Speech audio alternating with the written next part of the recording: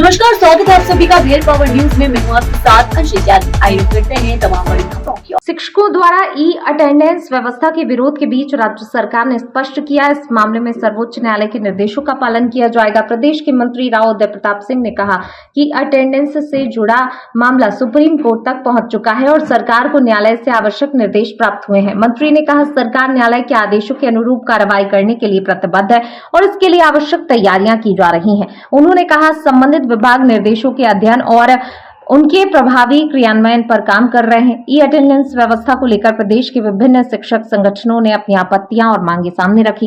वहीं सरकार का कहना है, पारदर्शिता जवाबदेही सुनिश्चित करने के लिए तकनीक आधारित व्यवस्थाओं को लागू किया जा रहा है।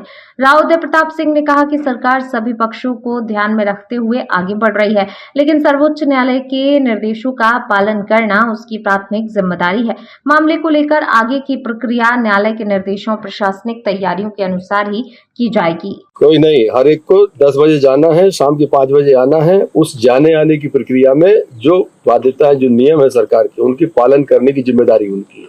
हम अपने जिम्मेदारी का ईमानदारी से निर्वहन कर रहे हैं।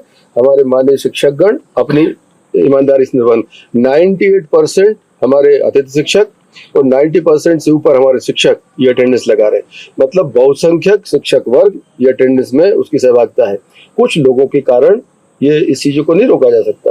और सबसे महत्वपूर्ण, जब हमें काम करने की जिम्मेदारी, हमें बच्चों को पढ़ाना है, सुबह जाना है, शाम को आना है, तो उसमें चाहे हम मोबाइल से अटेंडेंस लगाएं, चाहे हस्ताक्षर से लगाएं, चाहे कुछ करें। जहां पर नेटवर्क की प्रॉब्लम है उसको छूट दी जा रही है।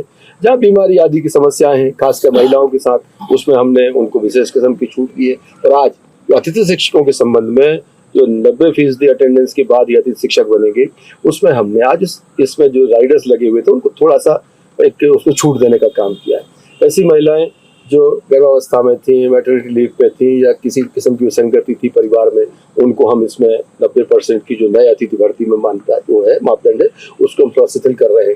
जो बीमार था, बीच में किसी किस्म की समस्या थी, किसके परिवार में कोई किसी किस्म का कोई गंभीर आयोजन था, इस तरह के जो बैरियर उनको हम हटा के और उसमें आंशिक रूप से चलता रहे, जिससे हमारा कोई ऐसा अतिथि शिक्षक जो कि मजबूरी में उसकी छुट्टियां ज्यादा हो गई और वो नौकरी से वंचित हो जाए, ऐसी स्थिति न बने, उसको दूर करने का, इस विसंगति को भी दूर करने का काम मेरी कमिश्नर एजुकेशन से बात हुई है और उनसे हमने कहा है कि इसको ठीक करके और बच्चों को अधिकतम, हमारा जो अतिथि शिक्षक है वो अपनी जिम्मेदारी पे दोबारा से लौट आए, हमारी ये प्राथमिकता। अतिथि को अलग करना हमारी प्राथमिकता नहीं है, अतिथि के सहयोग से शिक्षण व्यवस्था को बेहतर संचालित करना ये हमारी प्राथमिकता है।